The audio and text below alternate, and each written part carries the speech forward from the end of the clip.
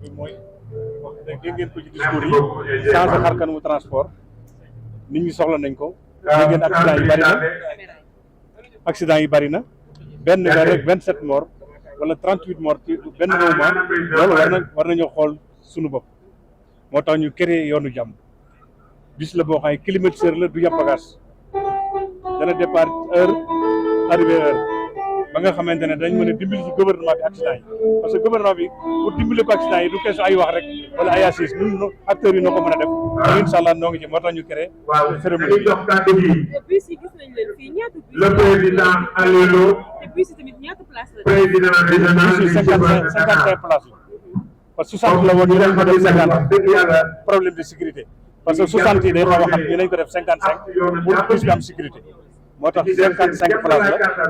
phase test la ndax tey lii 200 unités la mais 4 yi lañ présenté mais 200 unités la incha allah 200 unités la woon. naka ngeen koy séddalee non dañ koy waxtaan ak regroupement yi par président Karamba Goudiaby ñu xool borom bus bi moom moo indi 80% de financement de état man maa wuti 20% yi loolu defe naa bu ñu état jàppale war naa mën a kii parce que fournisseur bi moo indi oto bi ak 80% ñun Sénégal yi 20% la ñu war a wuti. te incha allah danañ ko ànd ak état Sénégal pour lijjanti ko incha allah.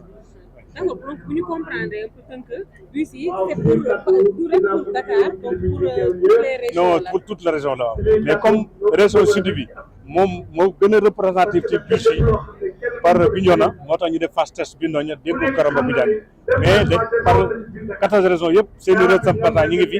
incha allah daañu waxtaan ak ñoom ba xam nan lañ leen di mën a yaatale ci projet bi nag bu ñu nee projet Mbaye Mar. day indi beneen melgaam projet Sénégal la ñuy wax parce que bu nee Mbaye Mar am na ñoo xaay ni Mbaye Mar peut-être xaw na leen seene wala yooyu dañ naan kii oto yi du oto Mbaye Mar oto état la oto Sénégal la projet Sénégal la projet chauffeur la projet transporteur la projet client la dañ ko jàppee noonu quoi man ah chauffeur si incha allah dañ leen defal contrat parce que du bokk yi nga xaay moo amoon te daañ leen fay salaire yoo xaay danañ ci génn gis seen bopp parce que mun laa jox nit oto bi ne ko indil ma xaalis la joxoo ko condition yu baax danañ leen defal contrat incha allah waxtaan ak ñoom ci salaire bi ba nga xamante ne ñoom état dana xam ne ñii création emploi bi ñuy wax état dana dugal loxoom ci mu leen dañ defal leen contrat oto bi danañ am benn convoyeur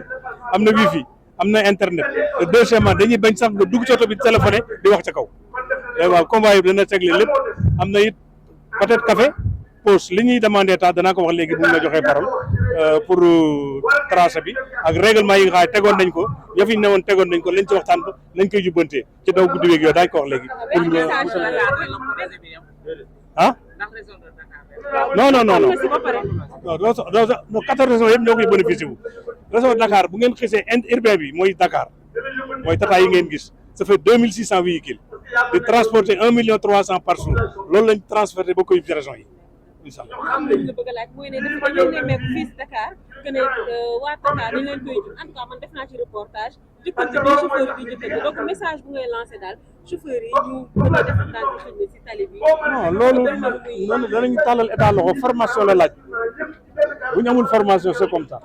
formation rek la bu ñu leen defee formation danañ mën a comprendre lan mooy client ak lan mooy dàq laaju leen xaalis kon ñoom dañ leen a former rek yow am nga receveur da nga war a dawal tranquillement ngay dàqe kon yow sa jukko la laaj na formation loolu jot naa ko man li may jot ci téléphone ci ay dàqee ay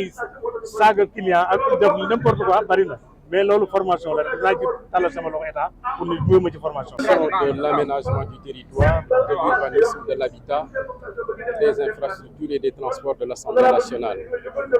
Quelle est l'importance d'une journée pareille et votre présence ici dans cette cérémonie de remise? Alors donc au nom de cette commission que je préside, je suis venu répondre à l'invitation des transporteurs, notamment de AFTU, en ce qui concerne le lancement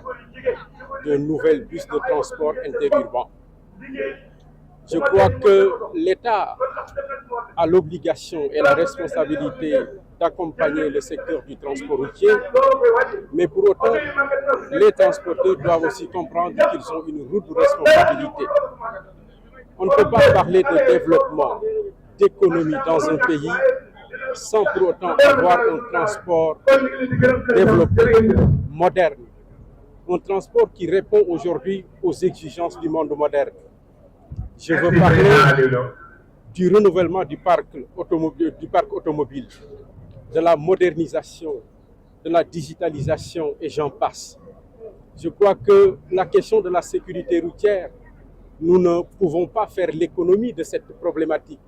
Nous le voyons tous les jours, les accidents dans la route qui causent d'énormes dégâts à l'État et aux populations du Sénégal en termes de pertes en vies humaines, mais aussi même en perte de confiance par rapport à ce que l'État doit faire pour accompagner les populations du Sénégal dans ce secteur. Je crois que nous sommes là aujourd'hui pour réaffirmer la volonté de l'État, notamment de l'Assemblée nationale, à les accompagner dans ce sens, mais aussi qu'ils acceptent de se projeter dans l'avenir pour un transport interurbain moderne au bénéfice des populations du Sénégal. Et quel est le nombre de Je crois que le président de AFTU l'a annoncé que c'est une première phase de 4 bus qui est lancée aujourd'hui sur un ensemble de 200 qui est prévu.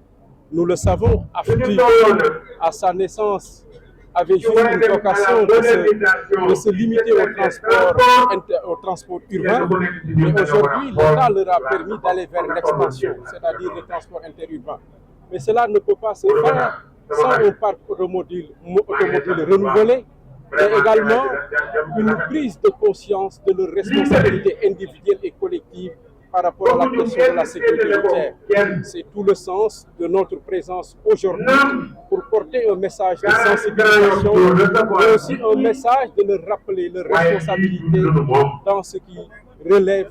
du transport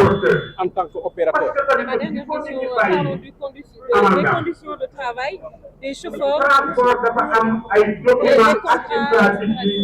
Oui, c'est pourquoi j'ai parlé de la question de la professionnalisation. La professionnalisation passe inévitablement par une meilleure formation de ces acteurs, une modernisation de leurs outils de travail, mais aussi la digitalisation par rapport à ce secteur-là. Je crois que toutes ces questions-là seront portées à bras le corps par la Commission pour amener les acteurs à mieux comprendre que le changement radical s'impose si nous voulons en tout cas accompagner le gouvernement dans cette volonté, dans cette dynamique de transformation de tous les secteurs qui doivent constituer des leviers importants pour notre développement.